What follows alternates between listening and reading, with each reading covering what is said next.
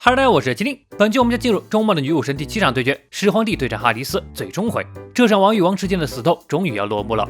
上回说到，哈迪斯的过往被揭露，独自一人屠尽整个泰坦族的魄力，绝对称得上是神中之王。用神血击出了宿命的四血枪，击碎了始皇帝的神力天凤。一边是为了给兄弟复仇，一边是为了亲人的誓言。这场王者间的死战，究竟谁能笑到最后呢？那么废话不多说，赶紧进入我们的解说时刻。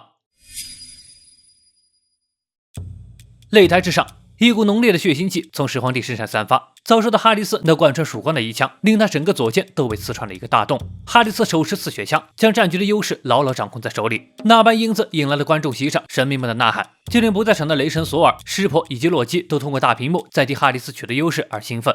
主神席位上的奥丁也自语道：“这就是那击退了泰坦神族的力量吗？”宙斯也是第一次感受到这股力量，没想到竟然如此惊人。一旁的二哥阿托摩奇也自豪道：“那当然了。”可话音刚落，就见身后的大块头阿瑞斯正一把鼻涕一把泪，原来他也是在为哈迪斯大人的伟岸身姿感到自豪。果然不愧是希腊神界的兄长啊！再看始皇帝一片，情况就不太乐观了。刚才那一击洞穿他左肩的同时，女武神十妹亚尔维特所幻化的神器神罗凯秀也被击碎了肩头，掉在地上，随着一阵黑烟消散在空中。见到这一幕，人类系上的格雷脸色巨变，替姐姐感到担忧。正要回头询问希尔德时，却听他说道：“他不是说过了吗？女武神通过一连脱身附在人类身上是要奉献一切的。”场上的始皇帝左肩受到重创，那亚尔维特也会受到同样的伤。左肩上的剧痛让他咬紧了牙关，但即便如此，他也不能退缩。始皇帝关切地问道：“你没事吧？”得到了亚尔维特肯定的回答后，向他表示了歉意，都是因为他的错才让其一并受苦的。听到这话，亚尔维特反倒是笑了，表示和你比起来，这只是小问题，倒是你才是真的没问题吗？始皇帝不带一丝犹豫道：“没问题，和他人的痛楚相比，朕的伤痛不足挂齿。”见始皇帝仍然斗志昂扬，亚尔维特也没再说什么，毕竟拿下这场比斗是他们共同的目的，始皇帝已经得到了他的认可。而此时，在擂台之外的休息室里，佐佐木小次郎也在替始皇帝感到棘手。冲田总司也表示，那样的话就没办法使用了呢。他身旁的近藤也附和道：“就要彻底结束了吗？”三个人都说得云里雾里的，可把一旁的二女和瑞斯特急坏了。小次郎这才解释道：“始皇帝那削弱攻势的空气炮被破解之后，现在又受到重创，连陈力天凤也用不了了，也就是说，能挡下哈迪斯攻击的招式已经没有了。”擂台上，哈迪斯枪剑直指始皇帝，说道：“为此感到自豪吧，能将鱼逼到使用四血枪的地步，已经很不错了。”哈迪斯的话以及场边主持人一边倒的喝彩，始皇帝都没放在心上。此刻他紧闭双眼，似乎在感受着什么，片刻后才自语道：“不行啊，亚尔维特，这样下去根本看不见胜算。朕想在下一击倾尽全力。”始皇帝大胆的决定让亚尔维特一愣，沉默了片刻后，突然怒斥道：“既然是王，就把话说清楚一点不行吗？”一时间，两人都停下了动作。虽说是做出了决定，但始皇帝并没有详细的计划，只是一想到在场边注视着自己的家人们，他只有一个想法：无论如何都想赢。搞了半天，原来只是一个决定而已嘛。但亚尔维特突然笑了起来，表示他知道了，果然王都是这么任性的。一道耀眼的光芒在两人之间炸开，始皇帝的眼里星芒更甚，高举着手臂接触着亚尔维特倾尽所有的力量。只见下一刻，他整条手臂都被光芒缠绕。场边的格雷大呼：“姐姐在变形了哎！”但看在希尔特眼里就不一样了，因为他知道这是基于十妹将神器军事的守护者进行强化后所诞生的新形态——神罗凯秀改始皇勾践剑。格雷怎么也没想到，名为守护者竟然会变成一把剑。希尔特解释道：“最强的防御便是进攻。”场上的哈迪斯也大为震惊，只见始皇帝笑着说道：“朕乃王中之王，王的骄傲既是守护人类。”哈迪斯也露出了笑容，现如今能回应眼前之王的，唯有以此枪全力以赴，将他的心脏给我吞噬殆尽吧，德斯摩斯！一边是背负众神荣耀的冥界之王，一边是能感受他人痛苦、为身后的人民而战的千古帝王，也只有王才能知晓彼此间的心。但这一战总归是要分出一个胜负。此刻的他们都预感到了，接下来就是决胜时刻。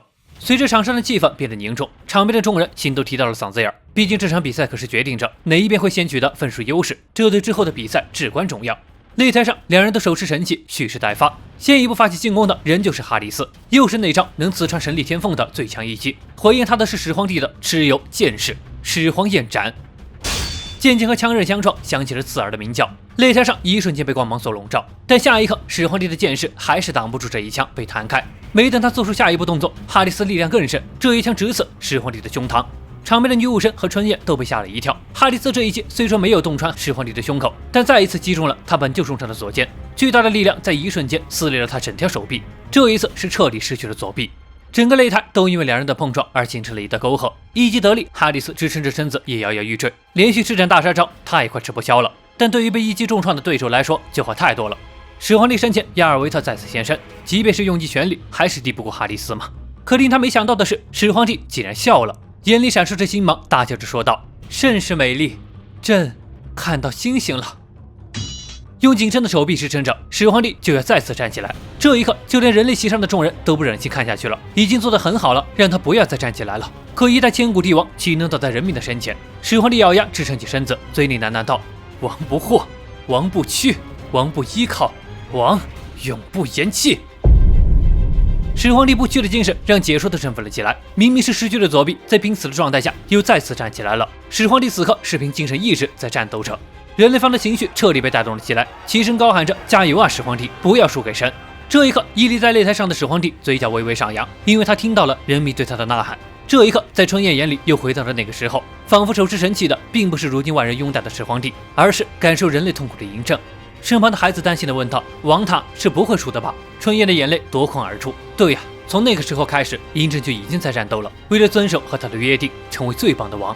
他笑着向孩子说道：“好好看到最后吧。这是我们最棒的王在战斗。”休息室里，金腾皱着眉头说着丧气话：“奥义失败了，左臂也没了，应该已经没办法了吧？”不，从始皇帝的眼神里，冲天祖司看到了他还没有放弃。没错，此刻在擂台上，两人重新摆好了架势，战斗还在继续。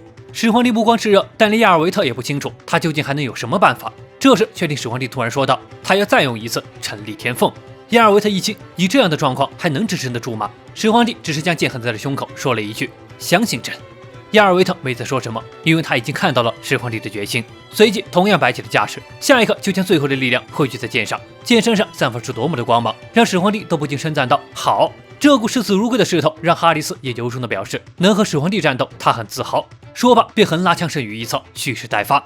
擂台上顿时陷入了诡异的沉寂，因为无论是众神还是人类，在这一刻都察觉到了，这将会是这场比赛最后的一击。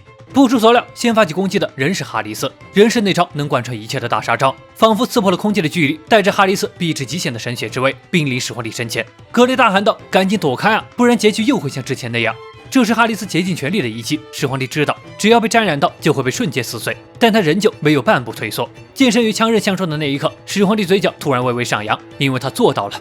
只见一股熟悉的波纹在剑刃上浮现，正是蚩尤铠式成立天凤。